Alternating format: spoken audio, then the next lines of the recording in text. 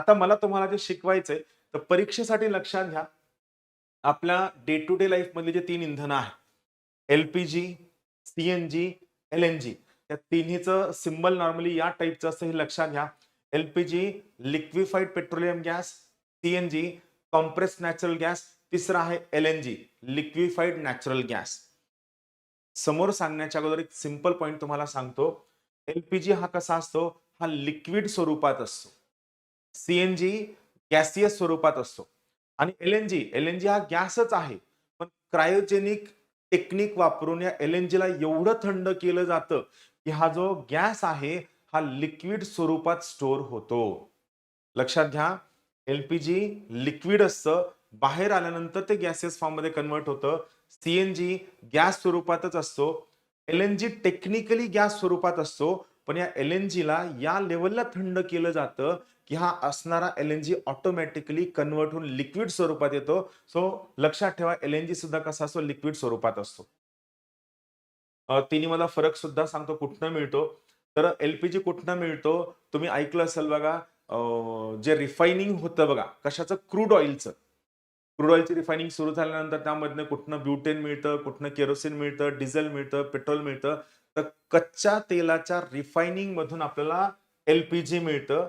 पहिला महत्त्वाचा मुद्दा. हा एल-पी-जी लिक्विड स्वरूपात असतो आणि सगळ्यात महत्त्वाची गोष्ट हा जो एल-पी-जी आहे, हा घरात स्वयंपाकासाठी किंवा हॉटेलसाठी वापरला जातो. नॉर्मली छोट्या गाड्यांसाठी सुद्धा वापरू शकतो, पण हा नॉर्मली तेवढा आपण काय म्हणतो मूव्हेबल किंवा आपण तेवढा कम्फर्टेबल नाहीये. त्यामुळं घरामध्ये किंवा हॉटेलमध्ये स्वयंपाकासाठी, पाणी गरम करण्यासाठी, तुमच्या डोमेस्टिक यूजसाठी एल-पी-जीचा वापर होतो. पहिला फरक. सी-एन-जी मध्ये काय आहे? कॉम्प्रेस्ड म्हणजे दाबलेला. कॉम्प्रेसचा अर्थ काय, की ते काहीतरी टेक्निकल नाव नाहीये. दाबून ठेवलेला natural gas. So basically see काय आहे? सी हा एक नॅचरल गॅस आहे. कुठनं मिळतो? हा जमिनीखालनं नैसर्गिकरित्या मिळतो. हा वायू स्वरूपात स्टोअर करून ठेवलेला असतो. खूप जास्त प्रेशरवरती आणि सी वापर कुठे होतो? तर सी वापर वाहनांमध्ये होतो. फरक लक्षात घ्या. याचा वापर घरामध्ये होतो, याचा वापर वाहनांमध्ये होतो. तिसरा महत्वाचा आहे LNG liquefied natural gas. Liquefied natural gas सुद्धा काय नैसर्गिक गॅसच आहे. फक्त काय केला जातो?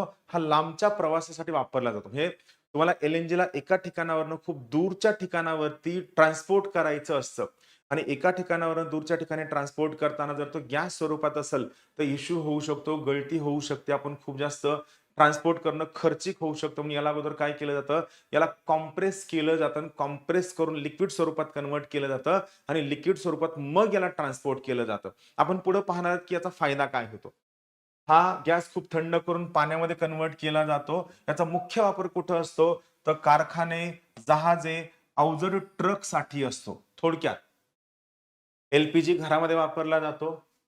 सी रस्त्यावरती वापरला जातो आणि एल-एन-जी हा कारखान्यांमध्ये वापरला जातो. प्रत्येकाचा वापर चेंज चेंज होत जातो.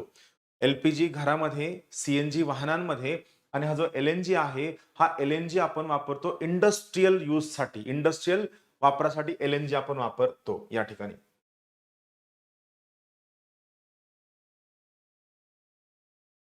या टाक्यात आहेत. लक्षात घ्या. एल-पी-जीची ही टाकी दिसतीये. सी आणि एल-एन-जी या पद्धतीने कार केला जातो. स्वयंपाकघरापासून ते मालवाहू जहाजापर्यंत ऊर्जा कशी कॅरी केली जाते, हे तुम्हाला एल-पी-जी, सी आणि एल-एन-जी मधनं दिसतं. अ, कसं मिळतं? तर तुम्हाला दाखवलं जीवाश्म इंधन म्हणजे काय? फॉसिल फ्युएल्स तुम्ही हा शब्द ऐकला. जीवाश्म इंधन म्हणजे काय? तर टेक्निकली फॉसिल फ्युएल बरोबर आहे. तर या ठिकाणी हा जीवाश्म इंधनापासून मिळतो. यामध्ये क्रूड ऑइलचं रिफायनिंग केल्यानंतर आपल्याला एल मिळतो. एल मध्ये काय असतं? प्रोपेन आणि ब्युटेन असतं. परीक्षेसाठी लक्षात घ्या, विचारलं जाऊ शकतं. एल मध्ये काय असतं? प्रोपेन आणि ब्युटेन असतं. नैसर्गिक वायूपासून आपल्याला सी मिळतो. सी आणि एल-एन-जी दोन्ही सुद्धा काय असतं? मिथेन असतं. मिथेन असतं उच्च दबावाखाली आणि अतिथंड तापमानावरती एल-एन-जी असतं. राहील. फरक लक्षात घ्या जो महत्वाचा आहे. आता फरक काय लक्षात ठेवायचा? बघा लक्षात घ्या. हा जो एल आहे, हा एल-पी-जी मीडियम कॉम्प्रेस्ड केला जातो. नॉर्मली आपण आपल्या रूम टेम्परेचरला स्टोअर करू शकतो. याची ऊर्जा घनता जास्त असते. एकाच टाकीत अधिक काळ टिकतं आणि घरगुती स्वयंपाक आणि हिटिंगसाठी वापरला जातो. सो जर परीक्षेत विचारलं गेलं तर लक्षात घ्या एल हा कसा असतो? मीडियम प्रेशर खाली असतो. तुम्हाला विचारलं जाऊ शकतं की एलपीजी किती बारच्या अंडर स्टोअर केला जातो, तर 5 ते 10 बारच्या अंडर एलपीजी स्टोअर केला जातो. मी तुम्हाला कंपॅरिझन सांगतोय. आता महत्वाची गोष्ट, इथं काय आहे, सीएनजी जो आहे बघा 5 ते 10 बार एलपीजी साठी असतो. सीएनजी वरती असणारं प्रेशर बघा, प्रेशर किती आहे, 200 ते 250 बार एवढं प्रेशर आहे. Bar is a unit of measuring pressure. तर सीएनजी हा 200 ते 250 बार वरती स्टोअर केला जातो. मूळ आकारमानाच्या 1% आपण तो कमी करू शकतो. मूळ आकारमानाच्या 1% कमी करू शकतो म्हणजे काय? म्हणजे समजा इमॅजिन करा, हे एक युनिट आहे किंवा हे एक मॉलिक्यूल आहे सीएनजीचं. हे समजा हे काय, एक युनिट आहे कशाचं, मॉलिक्यूल आहे सीएनजीचं. जेव्हा आपण या सीएनजीच्या मॉलिक्यूलला डिवाइड करू 100 मध्ये, बरोबर, समजा आपण 100 मध्ये डिवाइड केलं, अशा मी 10 लाईन मारल्या आणि अशा उभ्या 10 लाईन मारल्या, बरोबर. हे टोटल हे किती झाले, टोटल हे 100 युनिट झाले. म्हणजे हा एक मॉलिक्यूल आहे सीएनजीचा, या एका मॉलिक्यूलला आपण कट केलं 100 पीसेस मध्ये. तर मला तुम्हाला सांगायचं की किती कॉम्प्रेस केला जातो. तर सीएनजी गॅसला या लेवलला दाबलं जातं, या लेवलला कॉम्प्रेस केला जातो, की कॉम्प्रेस केल्यानंतर त्याचा आकारमान किती होतो, फक्त एवढा एका युनिट पेक्षा कमी होऊन जातो. म्हणजे आपण याला सगळ्या बाजूने जर कॉम्प्रेस करत आलो, बघा मी कॉम्प्रेस कॉम्प्रेस कॉम्प्रेस केलंय, एक युनिट त्याला कॉम्प्रेस करत आलो, तर सीएनजी किती उरलाय पहा. आपण याला एवढ्या बारीक लेवलला कॉम्प्रेस करू शकतो. तुम्हाला लक्षात आलं? पहा, मी तुम्हाला फरक सांगतोय की या साईजचा असलेला सीएनजी कॉम्प्रेस केल्यानंतर काय साईजचा उरतो, फक्त एवढ्या कमी साईजचा उरतो. ऑब्विस आहे ना, म्हणजे तुम्हाला ऊर्जा याच एका मॉलिक्युलची मिळणार आहे, पण तुम्ही याला काय केलं, या लेवलला कॉम्प्रेस केलेलं आहे. वाहनांसाठी सर्वात स्वस्त सुरक्षित इंधन कार, बस, ऑटोमध्ये वापरलं जातं. लक्षात घ्या, हे खूप महत्वाचं आहे. हे महत्वाचं, हे झालं सीएनजी बाबत. पुढचं महत्वाचं आहे एलएनजी बाबत. एलएनजी काय म्हणतं बघा. बघा, एलएनजी ला आपण किती पटीनं कमी करू शकतो, तर एलएनजी ला आपण 600 पटीनं कमी करू शकतो. मगाशी मी तुम्हाला दाखवलं, एक मॉलिक्यूल त्याला कॉम्प्रेस केल्यानंतर त्याचा 100वा जो सगळ्यात छोटा पार्ट असेल तेवढं कन्व्हर्ट करू शकतो. एलएनजी मध्ये आपण सेम मॉलिक्यूलला जर दाबत दाबत दाबत कॉम्प्रेस करत गेलो, तर 600वा जो सगळ्यात छोटा पार्ट असेल तेवढ्या छोट्या साईज मध्ये आपण त्याला कन्व्हर्ट करू शकतो. इमॅजिन करा काय लेवलचं प्रेशर त्या ठिकाणी असेल.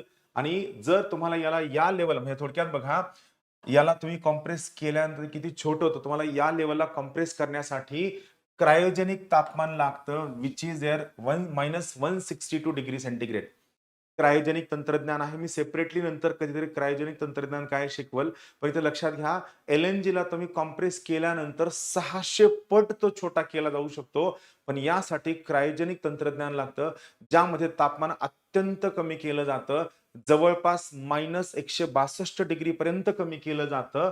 आणि अतिथंड तापमानावर केलं की हे ऑटोमॅटिकली काय होतं, लिक्विड मध्ये कन्वर्ट होतं. एवढं कॉम्प्रेस केल्यानंतर हे लिक्विड मध्ये कन्वर्ट होतं. जे आपण महागडं क्रायोजेनिक टँक वापरतो, अवजड ट्रक, जहाज, वीज प्रकल्प, यामध्ये आपण एलएनजी वापरू शकतो. टेक्निकली बघा, आपल्या ज्या गरजेच्या गोष्टी आहेत, एलपीजी, सीएनजी, एलएनजी, यांचा वापर कोणत्या पद्धतीने व्हायला हवा आपण या ठिकाणी समजून घेतो. बरं, महत्वाची गोष्ट आहे की सुरक्षितता आणि घनता यात काय फरक आहे ते लक्षात घ्या. सगळ्यात महत्वाची गोष्ट, एलपीजी जो आहे, हा एलपीजी टेक्निकली जेव्हा सिलेंडर मध्ये असतो या ठिकाणी, तेव्हा सिलेंडर मध्ये हा लिक्विड स्वरूपात असतो. महत्वाची गोष्ट, एलपीजी नावाचा जो गॅस आपण म्हणतो, तो ऍक्च्युली सिलेंडर मध्ये कसा असतो, लिक्विड स्वरूपात असतो. हाय प्रेशरला कॉम्प्रेस केलेला असतो. हा बाहेर आला की ऑटोमॅटिकली गॅस मध्ये कन्वर्ट होतो.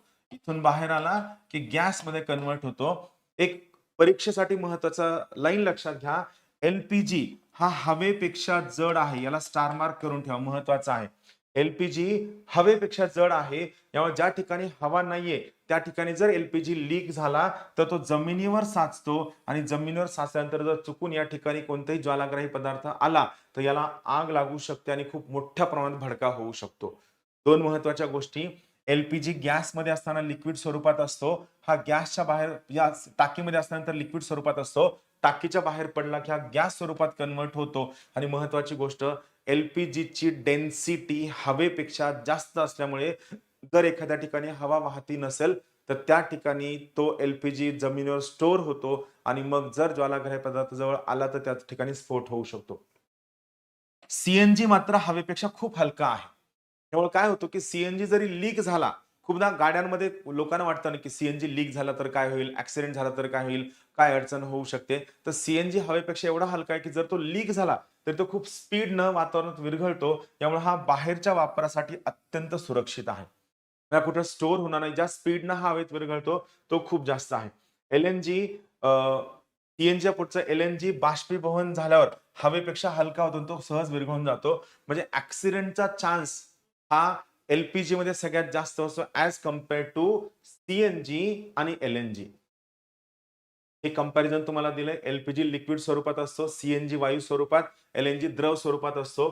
साठवणुकीचं तापमान सामान्य, एल-पी-जीचं, सीएनजीचं पण सामान्य. एल-एन-जी मात्र क्रायोजेनिक टेम्परेचरला स्टोअर केला जातो, व्हिच इज -162 डिग्री सेंटीग्रेड. प्रेशरची पातळी 5 ते 10 बार असतो. इथं 200 ते 250 बार असतो. तिकडं सामान्य बार असतो, पण तो 600 पट कमी केला जातो. हवेच्या तुलनेत हा जड असतो. हा नॉर्मली हलका असतो. हा अत्यंत हलका असतो. बाहेर आला की ऑटोमॅटिकली इव्हॅपोरेट होऊन जातो. त्यामुळे सीएनजी आणि एल-एन-जी हे वापरासाठी रिलेटिव्हली खूप जास्त हलकी आहेत. आपण कंपॅरिझन सांगितलं की घरगुती स्थानकं, शहरी वाहतूक, एल-पी-जी, सीएनजी आणि हे आहे एल-एन-जी. पाईपलाईन नसलेल्या ठिकाणी महाकाय ऊर्जा कॅरी कोण करू शकतं? तर एल-एन-जी कॅरी करू शकते, जे आपल्या कामाचं आहे. ठीक आहे, हे आपण रिपीट पाहिजे. तर आता सांगितलेलं सगळं एनालिसिस चांगल्या पद्धतीने समजून घ्या. खूप महत्वाचं आहे. यातनं तुमच्या खूप गोष्टी अंडरस्टँड होण्यासाठी खूप मदत होईल. Thank you.